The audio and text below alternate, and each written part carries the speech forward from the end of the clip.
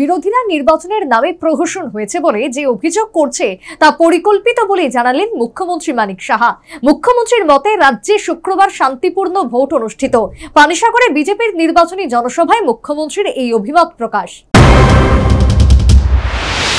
শুক্রবার পশ্চিম লোকসভা আসনে ভোট অনুষ্ঠিত। এক্ষেত্রে রাজধানী আগরতলার তুলসীবতী বালিকা বিদ্যালয়ের নিজ ভোট কেন্দ্রে ভোট দিলেন মানিক সাহা।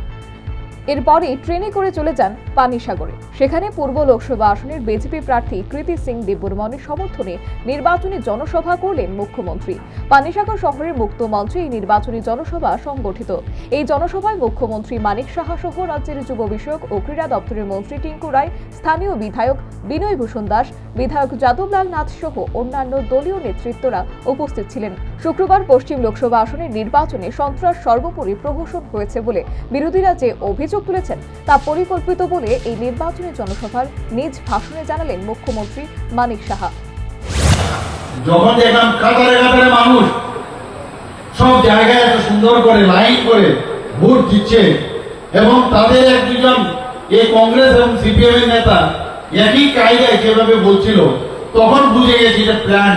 ওরা রাত্রিবেলায় কালকে ডিসিশন নিয়ে নিয়েছে যে আমাদের তো আর কিছু নেই, পায়ের নিচে মাটি তো সরে গেছে, এখন আমরা এগুলো বলবো আমরা নানাভাবে মানুষকে, যেটা ওদের সবসময় ওদের অভ্যেস, সেই গোয়েবেন্সি কায়দায় বলবে এরকম হয়েছে তেমন হয়েছে। তখন সত্যি আমার একটু মনে হলো যে কি করছেন ওনারা। মানুষ বেরিয়ে বেরিয়ে সবাই হাতে দেখাচ্ছেন যে আমার ভোট হয়ে গেছে এবং মা বোনেরা সবাই খুশি, আর ওনারা বলছেন নানাভাবে প্রহসন হয়েছে, সেই হয়েছে।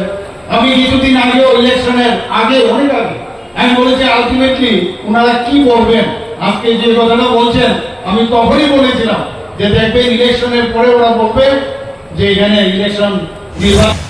এদিনের এই নির্বাচনী জনসভাকে কেন্দ্র করে বিজেপির নেতাকর্মী সমর্থকদের মধ্যে ব্যাপক উৎসাহ এবং সারা পরিলক্ষিত। আগামী 26 এপ্রিল পূর্ব লোকসভা আসনের নির্বাচন, এর মধ্যে শুক্রবার পশ্চিম লোকসভা আসনের ভোট সম্পূর্ণ। এই অবস্থায় শনিবার থেকে পূর্ব লোকসভা আসনে বিজেপির প্রচার অভিযানে ঝড় উঠবে বলে রাজনৈতিক বিশেষজ্ঞ মহল মনে করছেন। Bureau report, news vanguard.